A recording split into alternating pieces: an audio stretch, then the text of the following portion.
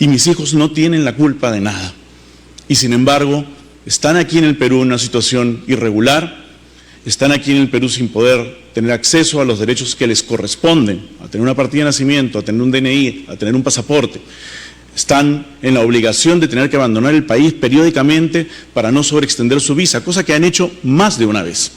El pelao ruega que le den una oportunidad. Ricardo Morán lloró ante las tribunas del Tribunal Constitucional durante la audiencia en la que busca nacionalizar a sus hijos, pues sabe que la formación de su familia puede ser novedosa y cuestionable, pero eso no tiene nada que ver con el hecho de que Catalina y Emiliano son dos niños de 4 años que son peruanos, pero no pueden ejercer sus derechos como tal, y es en ellos en quienes se deberían enfocar. El productor enfatizó que los hijos no deberían ser afectados por las acciones de sus padres, y sus hijos no tienen la culpa de nada, pero ahora mismo están en el país en una situación irregular, sin tener acceso a los derechos que le corresponden, es decir, tener una partida de nacimiento, un DNI y un pasaporte, con la obligación de abandonar el país periódicamente para no sobreextender su visa, lo que han tenido que hacer en varias ocasiones porque no les han dejado ninguna otra opción. Además, dejó en claro que él es la única familia de esos niños, su sostén, y por eso tienen que estar a su lado. Él es peruano y vive en el Perú, paga sus impuestos y ama a su país. Por eso quiere que sus hijos tengan los derechos que le corresponden por ser hijos de un ciudadano peruano. A continuación te mostramos el video.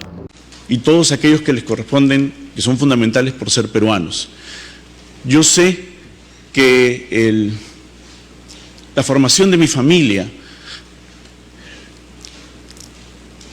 las condiciones de la formación de mi familia pueden ser novedosas, diferentes, cuestionables para muchas de las personas que están acá. Pero eso nada tiene que ver con el hecho fundamental. Yo no estoy aquí pidiendo algo para mí. Yo estoy aquí porque hay 2 niños de 4 años que son peruanos y que no pueden ejercer sus derechos como peruanos. Es en ellos en quienes les pido que nos enfoquemos. Yo no tengo nada que ver aquí. Podemos debatir hasta el infinito muchos temas relacionados con mi condición o con las terapias de gestación subrogada o con los métodos de fertilización in vitro, los marcos legales correspondientes, etcétera, etcétera, etcétera. Pero eso nada tiene que ver con el tema. Yo creo que los hijos no deben ser afectados por las acciones de los padres, señor presidente. Y mis hijos no tienen la culpa de nada. Y sin embargo, están aquí en el Perú en una situación irregular, están aquí en el Perú sin poder tener acceso a los derechos que les corresponden, a tener una partida de nacimiento, a tener un DNI, a tener un pasaporte. Están en la obligación de tener que abandonar el país periódicamente para no sobreextender su visa, cosa que han hecho más de una vez. Y lo confieso públicamente, porque no nos dejan ninguna otra opción. Yo soy su única familia, soy su sostén y tienen que estar conmigo. Y yo soy peruano, yo vivo en el Perú, yo pago mis impuestos aquí, amo mi país y quiero que mis hijos tengan esos derechos que les corresponden básicamente por ser mis hijos, los hijos de un ciudadano peruano. Por eso necesitamos que esta acción de amparo sea inmediata, sea rápida, para que ellos puedan tener acceso a estos derechos. Todo lo demás que tiene que ver con su nacimiento puede debatirse hasta el infinito, puede ser materia de los legisladores, puede ser, pero no tiene nada que ver con la acción inmediata que les pido que tomemos, porque les corresponde por justicia. Gracias. Muy bien. Tiene el uso de la palabra su abogado. Muchísimas 7 minutos, doctor. Muchísimas gracias, señor magistrado, con la venia de todos los señores integrantes de este digno Tribunal Constitucional. Es importante delimitar la presente controversia y el petitorio específicamente radica en que si a los hijos del señor Ricardo Morán, Emiliano y Catalina Morán, les corresponde o no la nacionalidad peruana. Se ha solicitado al Poder Judicial que ordene a RENIEC proceda a la inscripción de los 2 menores hijos del señor Ricardo Morán, reconociendo su derecho a la nacionalidad, a la identidad, entre otros derechos fundamentales, y haciendo prevalecer la Constitución, artículo 51 de la Constitución, que consagra el principio de jerarquía constitucional sobre cualquier otro dispositivo legal de menor rango. Debemos hacer mención que se ha cumplido con todos los requisitos que solicitó RENIEC para proceder a la inscripción extemporánea de los hijos del señor Ricardo Morán. Con respecto a la necesidad de tutela en el presente caso, ya lo adelantó mi patrocinado, Catalina y Emiliano Morán nacieron el 26 de abril del año 2019 y a más de 4 años, 3 meses de su nacimiento hay una afectación permanente de sus derechos fundamentales. El no tener documento nacional de identidad, no contar con pasaporte, no tener acceso a salud, no tener seguro integral de salud, el ser tratados como extranjeros en su propio país, conlleva una serie de afectaciones a sus derechos fundamentales. Y ya ha tenido además el Tribunal Constitucional la oportunidad de pronunciarse las distintas y múltiples afectaciones que conlleva el no contar con un documento nacional de identidad. Esta situación tiene que ser remediada por parte del Tribunal Constitucional.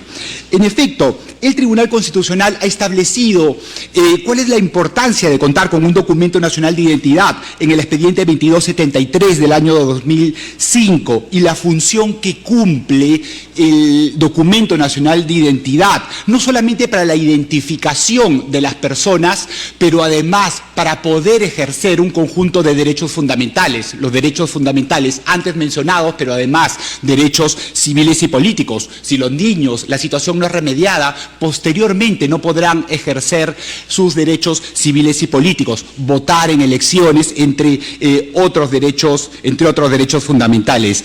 Apelamos al artículo 44 de la Constitución, que consagra como deber primordial del Estado garantizar la plena vigencia de los derechos humanos, el cual tiene que ser interpretado de conformidad con el artículo primero. La defensa de la persona humana y el respeto de su dignidad son el fin supremo de la sociedad y del Estado. Ya el Tribunal Constitucional tiene múltiple jurisprudencia uniforme con respecto a que la dignidad humana no es solamente un principio, no es solo un valor superior del ordenamiento jurídico, es asimismo un derecho fundamental y puede ser invocado y ha sido invocado en la presente controversia, y corresponde al Tribunal Constitucional reconocer los derechos fundamentales de Emiliano y Catalina Morán. Con respecto a la afectación del derecho a la nacionalidad, efectivamente, lo señaló mi patrocinado, el artículo 52 reconoce su derecho a la nacionalidad.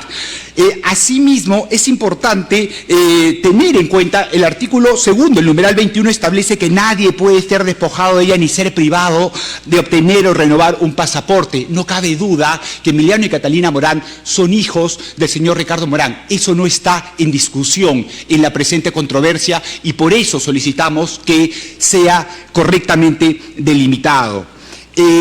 Invocamos la cuarta disposición final y transitoria de la Constitución, el artículo 55, a efectos que este digno tribunal tome en consideración además que los tratados internacionales sobre derechos humanos forman parte del ordenamiento jurídico y también, como lo ha establecido este tribunal, las sentencias de la Corte Interamericana.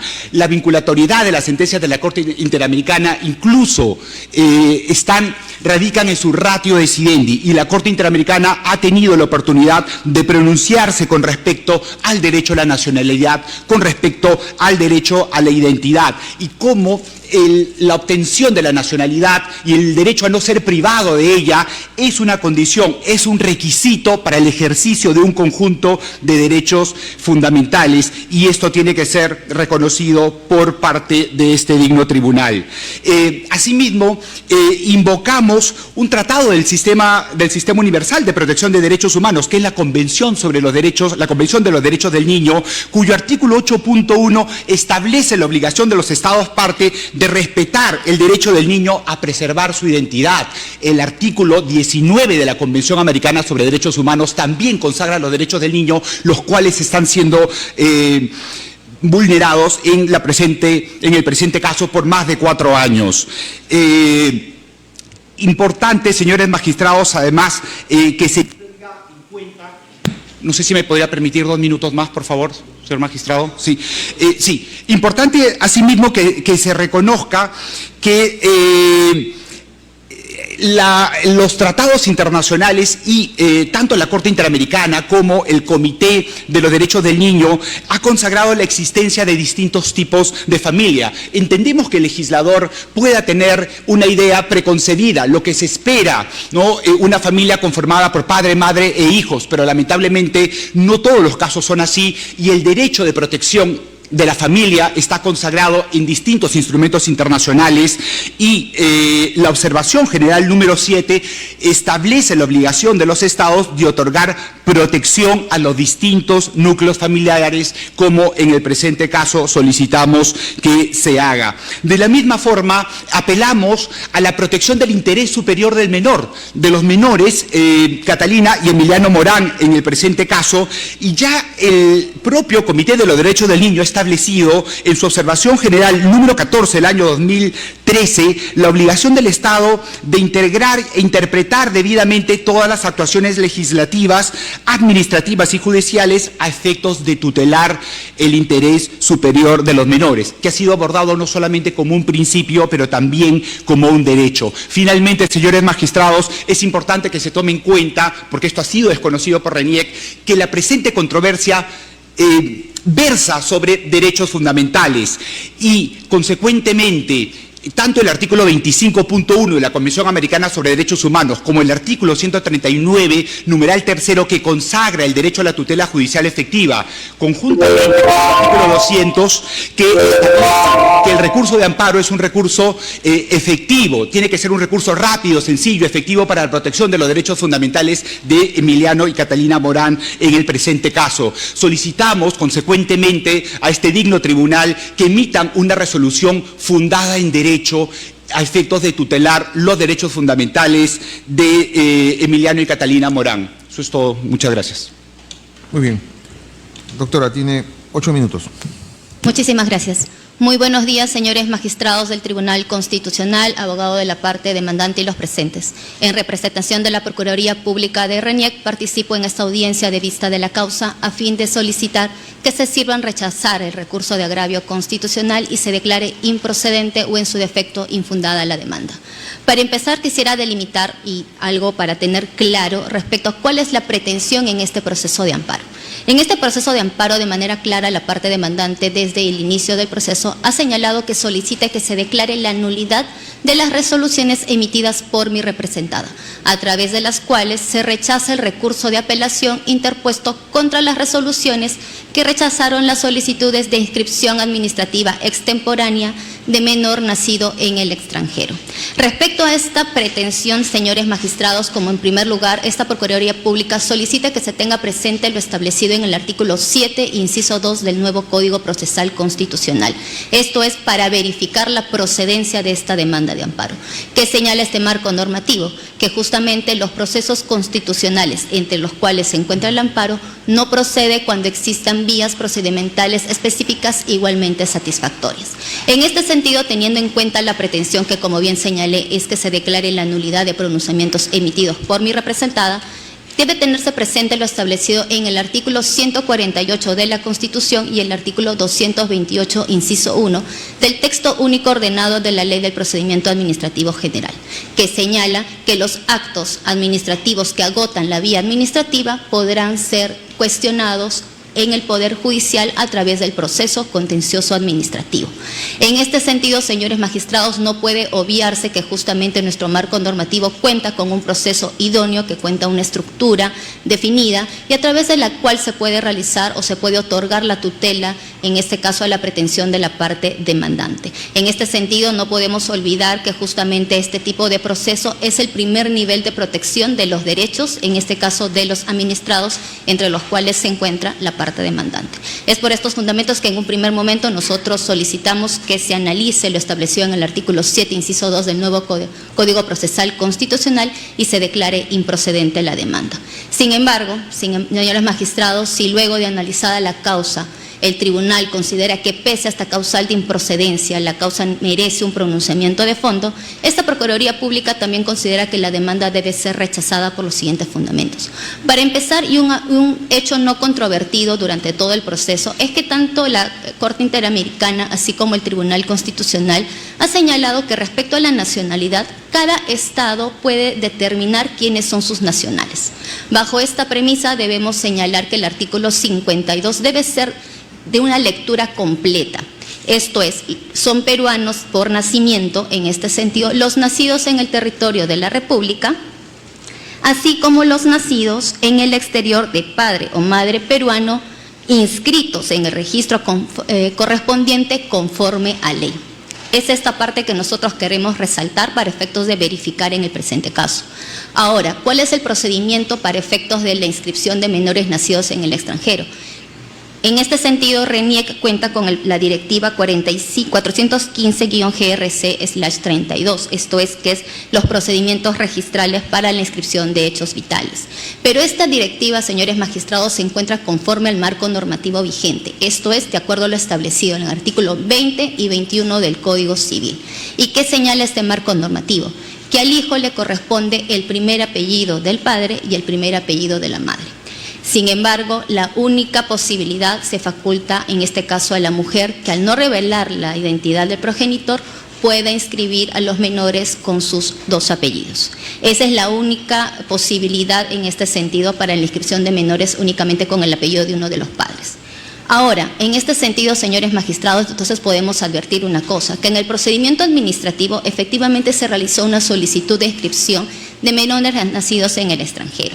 Sin embargo, algo que tampoco ha sido contradicho es que mi representada, una vez recepcionada la solicitud, solicitó a la parte, en este caso administrada, que verifique o que ingrese algún documento, como puede ser el certificado de nacido vivo, respecto a la identidad de la madre, toda vez que esto no se podía verificar de los documentos adjuntos.